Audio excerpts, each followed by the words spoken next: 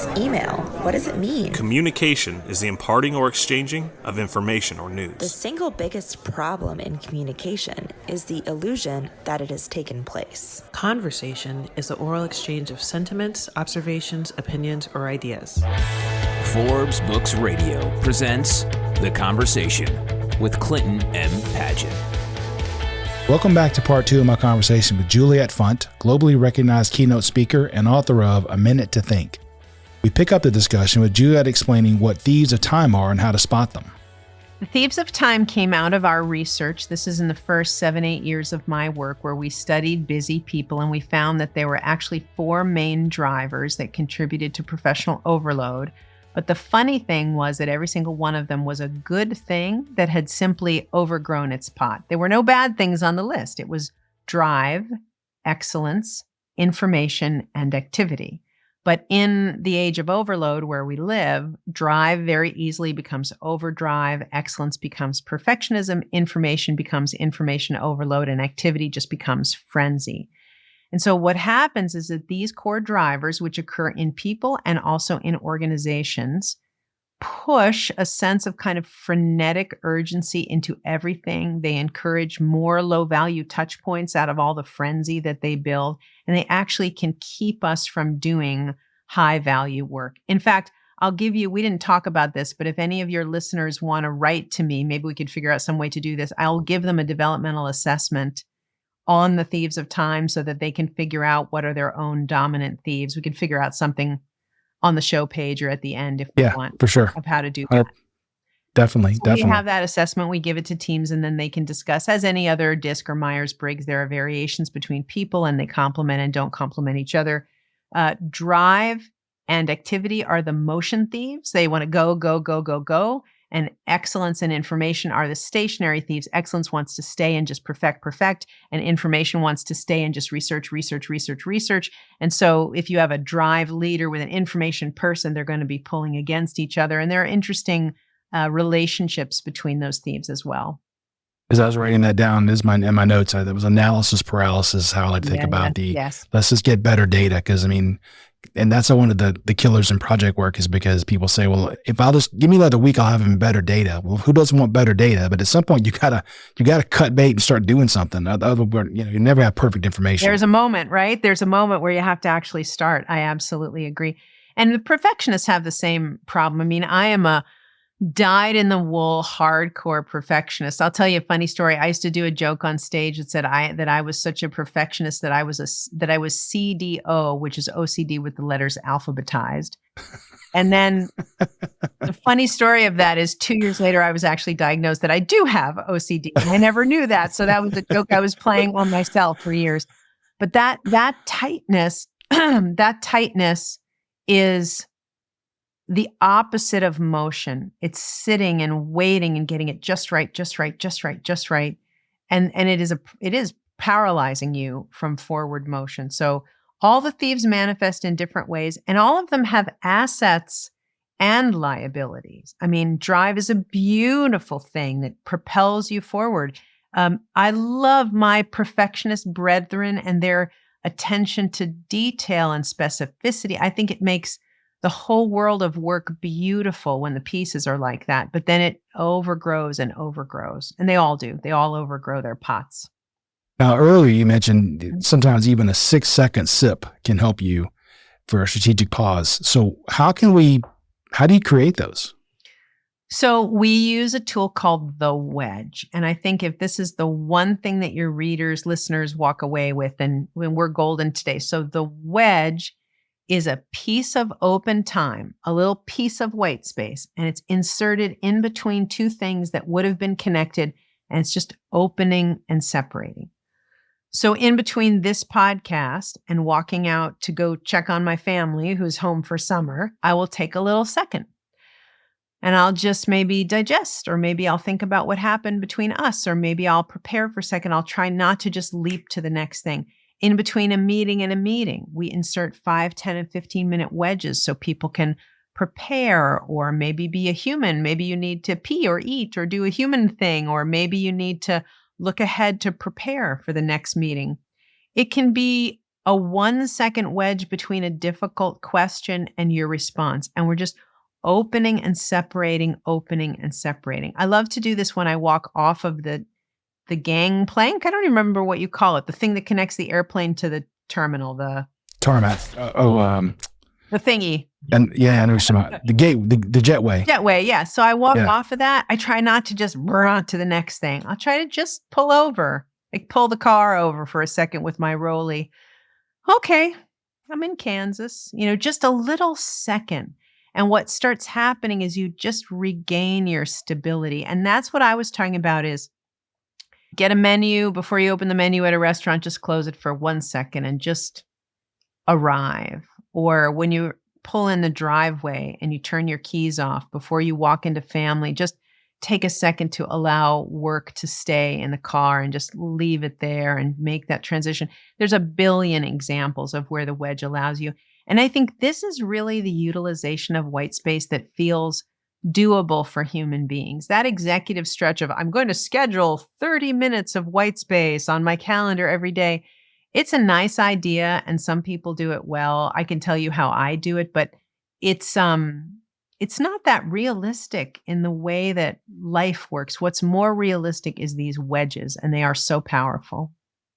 I think a couple of examples that you gave in the book and that resonated with me is the wedge between reading the email and responding. Yes, that's a good one. Yes, that's a good one. And then, I always ask at the end, what do you want people to take away? And you just answered that. And for me, I was going to say, I would love people, if I can give them a gift, it would be the gift of these pauses, or what you call hallway time. Hallway time, yeah. Because because I know on the company that I'm working with right now on a big project, I've been on for 4 years, and we're in one meeting and it runs over and we're late to the next meeting and it's zero. Not only is there no time to pause, you're already jumping in the middle of the next conversation, which is tough.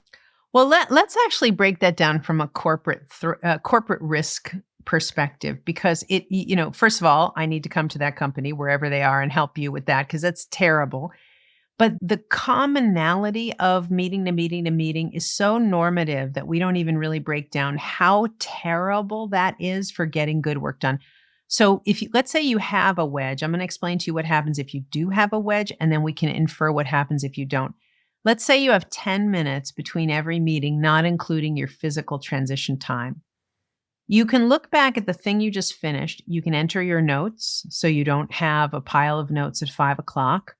You can think about what went well, what did I learn? And you can also sort of think about how to keep that project or relationship best going in the future. All of that processing happens in the wedge. Then the human recuperative moment I've mentioned. But most importantly, preparation, really sitting before the next meeting, especially if you're in sales.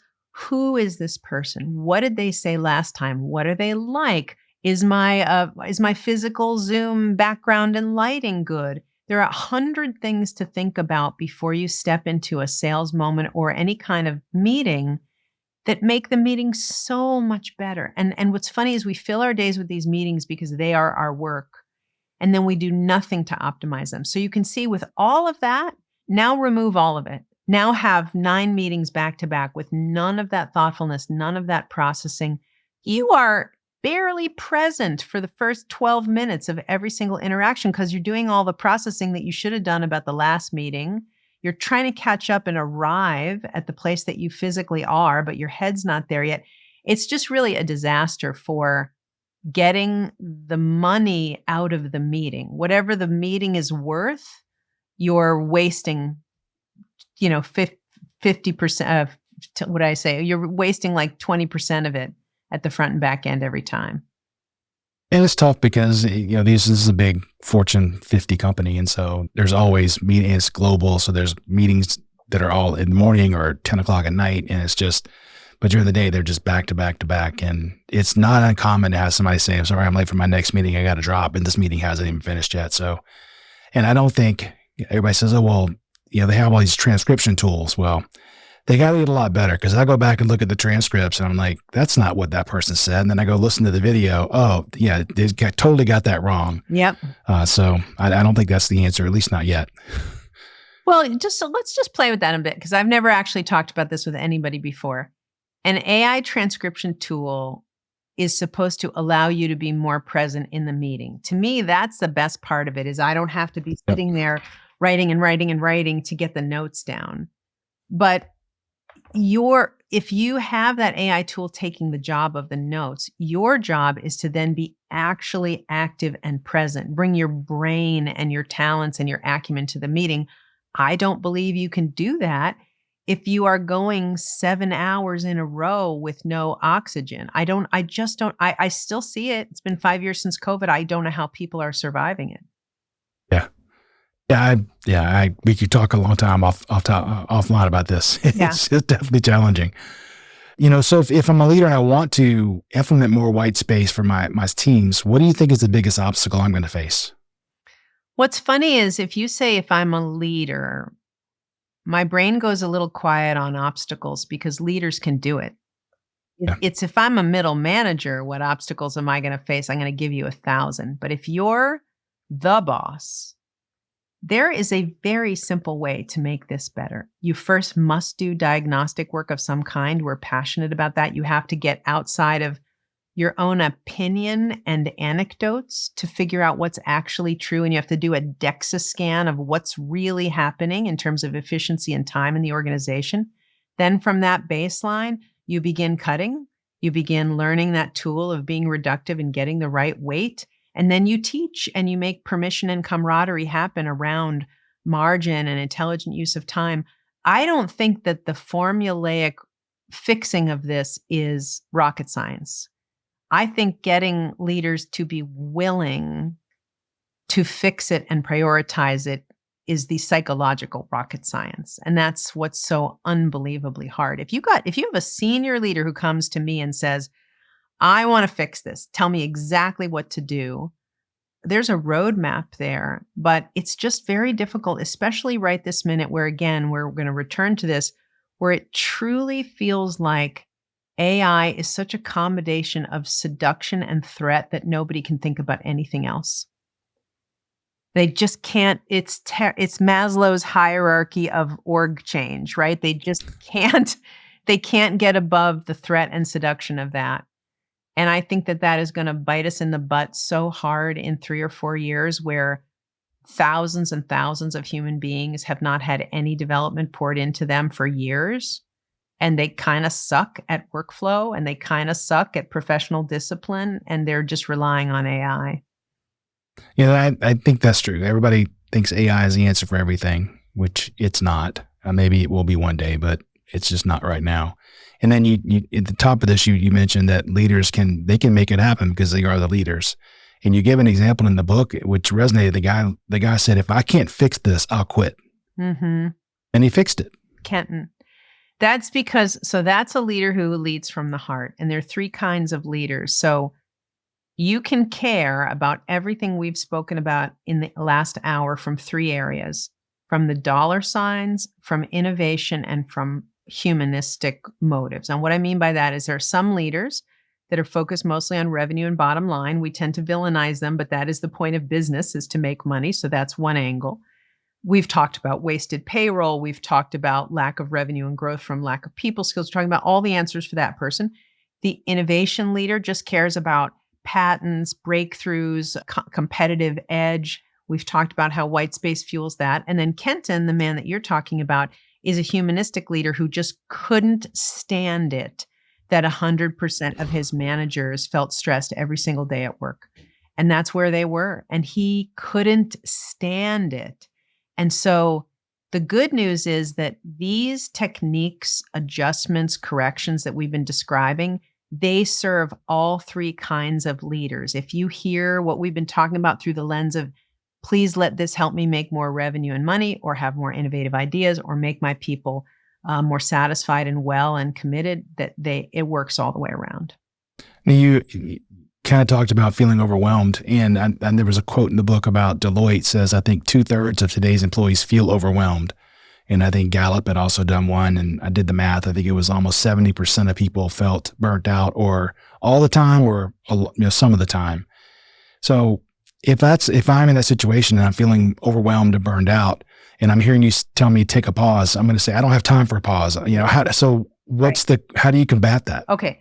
So now let's do burnout 101. I will tell you as a backdrop to what I'm about to say that I'm sort of at my wit's end that senior leaders don't really care enough about this topic. They just can't care about it enough. We all know everyone is burnt out. Nobody's doing anything to fix it until people need therapy. So that's probably a whole other podcast to talk about what do we actually do.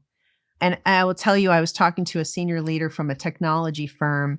He said, I'm just going to make a note because I'm thinking of too many different things at the same time. But he said to me, if I ask for $16 million for servers, they say we'll find the money. If I ask for $20,000 for people, they say we're on a budget freeze.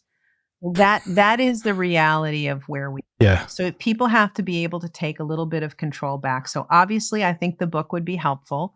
But beyond the book, let's say you are self-identifying as burning out. The most important thing to realize is that burnout is not a personal failing. It's a phenomenon of work. And actually, burnout is defined as response to a professional situation. They don't talk about burnout in your family the same way. The word burnout, the origin of that word is about a chronic work condition. The next thing you need to know is that you're not alone and that probably everyone you know feels some aspect of burnout. So just the self-nurturing and love that can come from seeing that you are part of so many people figuring this out right now might be an initial salve of some kind. And then you have to understand that burnout is not a hangover. You can't cure it by taking a beach weekend. It's a condition that has manifested over time in your brain and body, and it will take a little while to unwind. So I have many, many, many tools. I love from an app and technology side, I love the new Calm app, NUCALM, which is a neural beats app that you use with headphones to just work on your nervous system and actually calming the body. From a behavioral side, in terms of office work, we do believe those wedges and pauses, even if they can be 30 seconds, just try to take 30-second wedges through the day. And then you sit at your desk and you're feeling like the world is spinning and there's lots of what we call in the book hallucinated urgency and people are pulling you in every direction. You use something called a paper anchor. So a paper anchor is just a piece of paper. I use Post-its. And you, in the morning, you write 3 or 4 things that are the most important things that you will do that day. And this anchors you to what you will do that day. Now, the reactive world will come in and fire drills will come in. But if you're using paper as the guide, it does an interesting thing that's different from using Asana or a to-do list or reminders, because once you enter the world of your digital technology, you're in that complicated world where you're going to be pulled in a million directions and your dopamine stuff is going off and your neurons are getting tired. But there's just something about paper. You just say, these are my 3 to 5 things today that is ultimately calming. So those are just a couple. I mean, obviously we could go into a lot, but if you're just sort of burnout triage 101, those would be my first responses. There's so many more things I want to talk about, but we're running out of time. So there's one more I would like to address if we have time for it. Sure. And so as regular listeners of the podcast know, I'm a huge fan of conversation, and I believe the dialogue is generally better than asynchronous forms of communications like email or text or posting on Slack. So I really loved it when you wrote, some conversations don't belong in a digital frame. They're too rich with emotion, creativity, or complexity. I mean, I wrote that down, big exclamation points. And you have a framework that that kind of helps with that 2D versus 3D communication. Can you talk a little bit about that? Yeah, that's one of my favorites. And then I'll tell you about the new cousin that sort of doesn't fit into either of those. So the 2D communication and 3D communication are different. 2D mediums of communication and 3D mediums are different. Your job is to match up the right one. 2D content is simple and yes/no content, like, can you meet me at 3:00? Did you send the proposal? It's fairly simple. It's fairly direct. 3D content is nuanced, or it has conflict or creativity. I didn't like the way you talked to me, or let's think through this brainstorm. It's kind of twisty, right? 2D mediums, email, Slack, IM, texting, direct, simple, written, typed. 3D, phone call, meeting.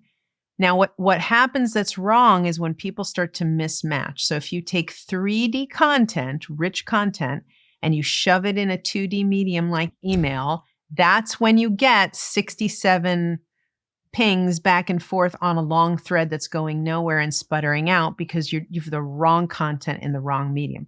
When you're sitting in a meeting and you've assembled 20 human beings and someone is reading, I sat into, I guess I'm trying to figure out a way to anonymize them, a big sports channel, a sports broadcast channel. I don't know how to not have you know who that is. They had like 40 people in a meeting and they were reading, I kid you not, the upcoming sporting events for the next month, like World Cup is on this date and diving competition on this date. And they're just reading 2D content with all these people sitting in a 3D medium. That's when you're wasting time. So you waste richness when you have 3D and 2D. You waste time when you have 2D and 3D. And I would say the new sort of Stepford child that no one knows where to put is asynchronous communication, where I take out my iPhone and I record a video or an audio and I send it to you and you send me one back. One of my favorite time savers, but it's kind of an amalgam because we have 3D interaction. You can hear voices and maybe you can see facial expressions, but we don't have real-time communication. Yeah. It's a fabulous thing to teach in teams because you have this wonderful shorthand now. Like you could raise your hand in a meeting, go, is this a little 2D? Or you could say in this email thread, hey dudes, 3D, let's meet in the conference room at 4:00. And so you snap through exactly what you need to do when you use those shorthands. No, that's beautiful. I'm going to ask you 3 more questions. They're rapid fire. These are the ones I ask everybody as they're exiting. This is where I get nervous is the speed round. No. These are easy, super easy. Are there any leadership principles that speak to you personally and guide your day-to-day behaviors? Yes. Control or growth. Pick one. That's one of my favorite quotes. And I usually start by indexing on control and then eventually surrender to growth. What's the best piece of advice you've ever been given? When something bad happens, don't ask yourself, how does this make me feel? Ask yourself, how does this help my future business? Got to take a different look at it. Okay, I like that. And what's the best book or article you've read recently, and what was the key takeaway? Oh man, I have so many that, I'm just reading Drucker's The Effective Executive, the old Peter Drucker Effective Executive. I think it's just fabulous. I think people should read it every year.